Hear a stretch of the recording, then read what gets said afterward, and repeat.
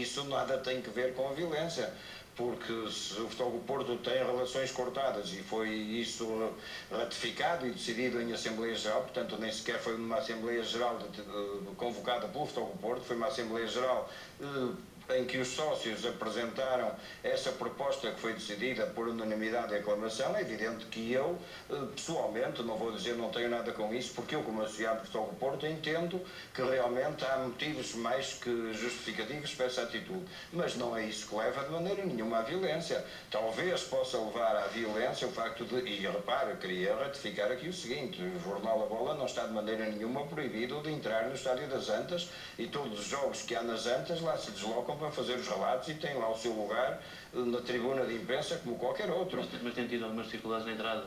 Não ignoro isso, mas julgo que não. Alguns casos ocorridos com jornalistas da Bola? Não faço ideia. As tais propaladas agressões a... Bem, são propaladas, mas propaladas agressões, nós inclusive temos de uma propalada agressão, nós mesmos pusemos uma ação em tribunal, portanto o tribunal é que vai decidir se realmente essa agressão foi motivada por alguém do Futebol do Porto, conforme foi escrito no jornal, ou se não foi conforme nós entendemos e temos indícios daquilo que se passou. Agora não queria estar, até porque o assunto está, como disse, em tribunal, não queria estar agora a falar sobre isso. Se me permite, de um âmbito mais geral, sim. Desculpa, Sr. Rodrigo, no âmbito mais geral, se me permite, há pouco deprendi das suas palavras que o momento do futebol português é um pouco conturbado. É cíclico, acaba por ser ao longo dos anos. Bom, porque eu queria perguntar-lhe era qual o papel que pensa que os dirigentes desportivos com mais responsabilidades podem ter no apaziguamento das tensões existentes, e isso é uma medida, acho que positiva. Eu penso que fundamental e em primeiro lugar os dirigentes devem ter mais cuidado com as suas afirmações, com as entrevistas que dão, por um lado evitando de fazer insinuações vagas, de acusações no ar, de vir dizer eu sei histórias, vou contar histórias. Eu, quando souber histórias ou tiver algum conhecimento de algum caso de corrupção, não ameaço ninguém, conto-as imediatamente às entidades que entendo deverem conhecê-las. Agora, vir afirmar há corrupção no futebol como em qualquer outra questão, quem souber casos desses, das duas uma, ou os denuncia por obrigação e então presta um serviço à seriedade de todos que estão envolvidos no fenómeno, ou se não tem provas tem que estar calado, porque senão podemos pensar muita outra coisa. Agora, da minha parte, o que eu entendo é que há uma obrigatoriedade de quem souber que algo está mal, seja onde for, o deve denunciar. Quando se quer apenas fazer umas flores e se quer, digamos, enjeitar responsabilidades ou justificar insucesso, acho que é extremamente grave fazer esse tipo de atuações. Rodrigo? Regressando ainda um pouco à questão do jornal A Bola, isto porque penso que para além dos jornalistas da Bola engloba um pouco toda a classe jornalística, não considera que, no entanto, quando a direção de um clube corta oficialmente e publicamente relações com um órgão de informação, estará no fundo a dar credibilidade ou a dar terreno aos seus adeptos para terem ações menos pacíficas para com as pessoas desse órgão de comunicação social? Não, eu penso que não. De resto, eu acho que se o senhor pegar nesse jornal durante vários números ou durante vários meses, também verificará de que esse jornal praticamente não fala do Futebol Clube Porto, a não ser dos relatos. Não há entrevistas, não há praticamente nada. Portanto, o mesmo direito que assiste a esse jornal de falar em quem muito bem entender e de privilegiar os clubes que lhe parecerem ser privilegiados, naturalmente que os clubes também têm o direito de privilegiar os órgãos de comunicação que entenderem, reservando e garantindo sempre o direito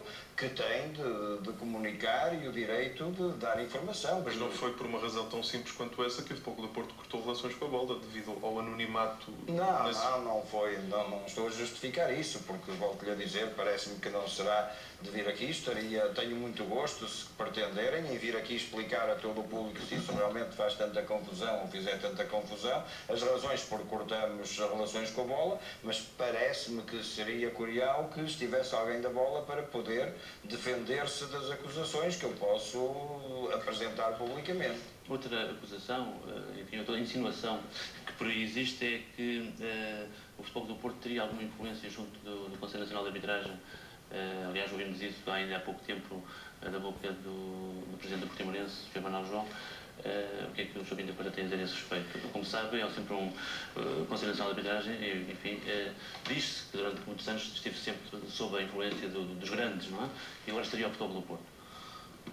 Não sei bem, o Sr. Manuel João realmente disse aqui muita coisa, era domingo de Carnaval, portanto não sei até que ponto é que as coisas serão para levar bem a sério. Ele disse que tinha histórias, que ia contar as histórias, que só as contava se fosse para a segunda divisão, de modo que, infelizmente por um lado, não é? Porque naturalmente tenho lá muitos amigos, mas infelizmente felizmente pelo outro lado, porque vai ser oportunidade, se o Portimonense for para a segunda divisão, de irmos saber quais são as tais famosas histórias que o Sr. Manuel João tem para contar e que eu gostava que realmente ele viesse contá-las para que todas as pessoas pudessem ficar a saber, porque senão poderá ficar a ideia de que algo de tenebroso ou algo de muito esquisito paira no futebol para quem o ouvir. O que é que acha das arbitragens nestes últimos jogos? Olha, o que eu acho do nível de arbitragens deste campeonato, já que quero que lhe fale sobre isso, acho que o nível de arbitragens deste campeonato tem sido, em relação ao ano anterior, muito melhor.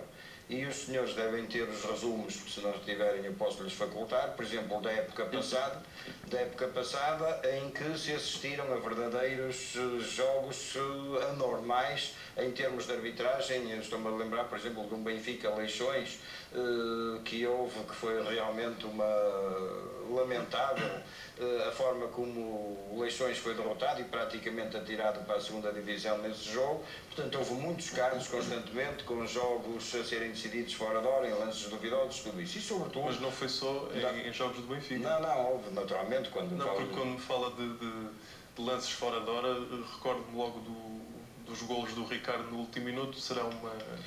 Não será isso o problema da cronometragem compete ao árbitro. Agora o que eu queria dizer é o seguinte: este ano houve uma contestação muito grande ao Conselho de Arbitragem quando entrou, porque naturalmente se aceitarmos que é normal, por exemplo, um Sr. Carlos Valente apitar numa época, como apitou há um ano ou dois, 8 jogos do Benfica, e eu considero isso anormal.